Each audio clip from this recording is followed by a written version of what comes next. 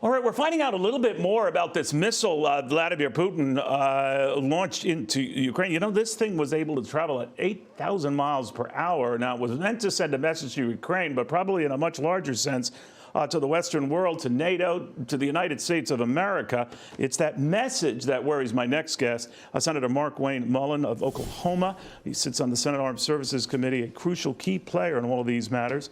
Kind enough to join us now. Senator, good to see you again. Thanks for having me on, Neil. It's always good to be on your show.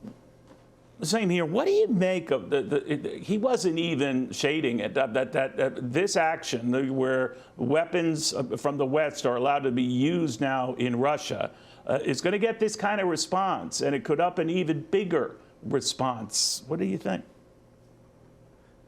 Well, this is just more weakness from the Biden administration.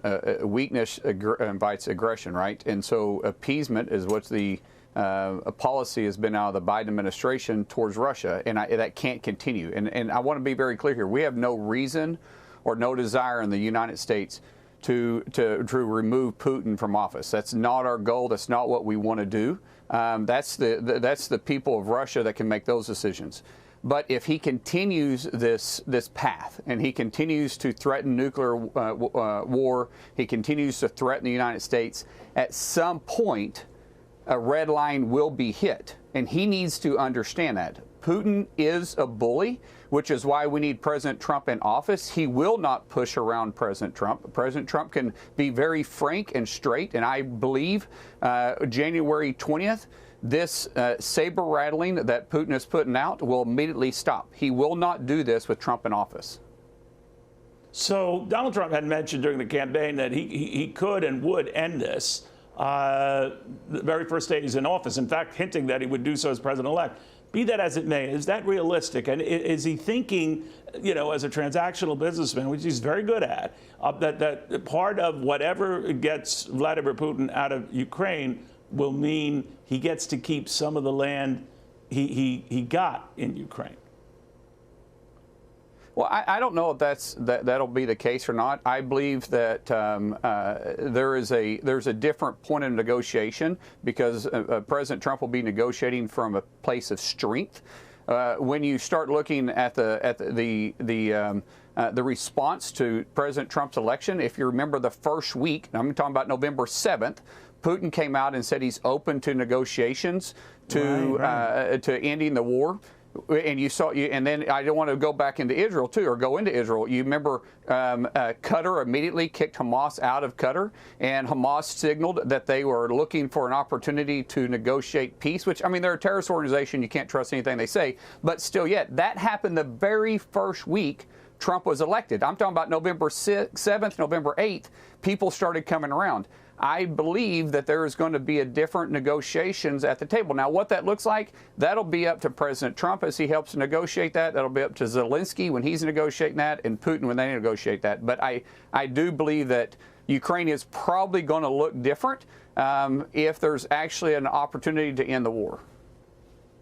If I could switch gears, Senator, as you know, Matt Gaetz withdrew, you know, his name from consideration for Attorney General, we're told, because he had a reading of the minds of you and your colleagues, and that there wasn't even support among many of them for that. Pam Bondi got the job, seems to be an easier pick for Donald Trump. What do you make of the whole thing? Well, the decision for Matt Gaetz was his and his alone. He made the decision himself, and I mean, there's no question Matt and I have had our differences, but I respected President Trump's decision in choosing him, and that is now behind us. We do get to look forward as Pam now. Pam is a phenomenal pick. Pam served 18 years as a prosecutor, 8 years as Attorney General for Florida, did a phenomenal job.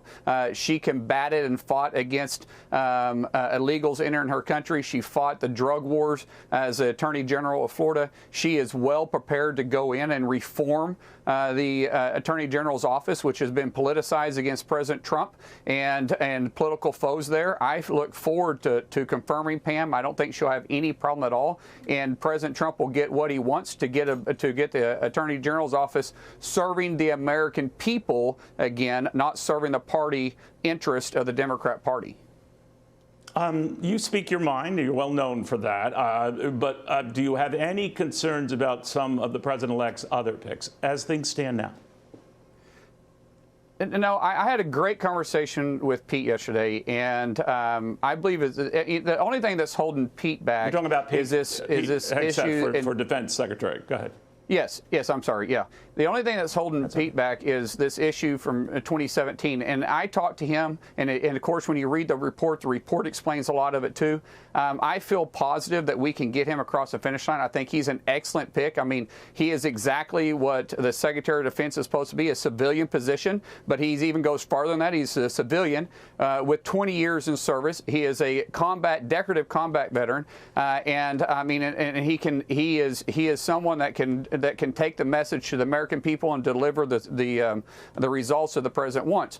Tulsi Gabbard, I can't say enough about her. Tulsi and I are very close. Our families are close. She calls me her brother. I call her sister.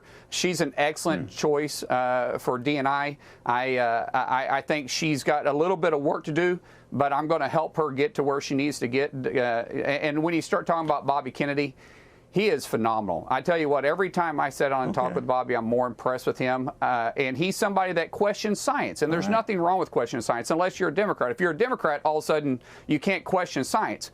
Bobby will bring those questions in. And those three are going to be a challenge, but I think we can get there. I think we can deliver that for President Trump, and we're going to do it hopefully in a fast order. You know, you were a tough guy on the surface. I've joked with you about that and your run-ins with the Teamsters president, Sean O'Brien. That's legendary to a lot of people, but also what a lot of people don't know about you, you can make amends. I want to go back in time and put this in Thanksgiving Day perspective. Take a look at this. You know where to find me, any place, anytime, cowboy. Sir, this is a time, this is a place. If you want to run your mouth, we can be two consenting adults. We can finish it here. Okay, that's fine. Perfect. You want to do it now? I'd love to do it right now. Well, stand your butt up then. You stand your butt up. Oh, hold on. Big guy. Oh, stop it. Is that your solution every Hold it. No, sit down. Sit down. Look at you. You know, you're a United States Senator. Do you think it might be wise for you to get together? I know Sean O'Brien, the Teamsters president in question here, had talked about the idea of you guys having a cup of coffee. If you do go out, who pays for the coffee? That's what I want to know. Sure. Well, I would pay for the coffee. I'm just wondering whether there's any chance the two of you can bury this hatchet. I have no problem sitting down with anybody. I would have no problem sitting down with Senator Mullin. Wait, have you and Sean O'Brien, Teamsters, had that cup of coffee or no? No, I'd buy it if he wanted to sit down with me. I don't think he will, though. Okay, just wanted to update that. I was trying to broker a peace agreement, but that's neither here nor there. I would suggest we won't be exchanging holiday cards this year, but, you know, you never know. All right, that was my next question, too, because I wanted to broker an agreement, but there's only so much I can do on one cable show, Sean. Did you ever get together? Well, I think you helped facilitate a ceasefire. And we actually did meet and get together. And look, there's a lot of things we agree to disagree on. Sean and I actually talked a couple times this week. And by the way, I haven't had time to thank you. You were actually instrumental on part of that, too.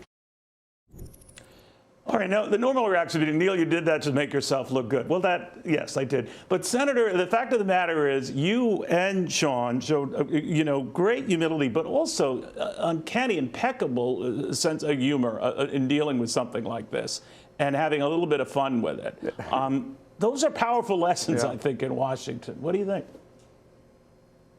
Yeah, President Trump really helped facilitate this. He asked us to get together, and Sean and I talked. We probably text back and forth 5 or 6 times yesterday. And yes, he will be getting a Christmas card, and he's going to be sending me one. But I forgot about that you said that because he actually asked me for my address the other day, and I was like, dadgummit. Now I know why he asked me for my address. But we're actually going to go to a fight together. We're planning on, there's a Golden Glove boxing match going to happen in May in Tulsa.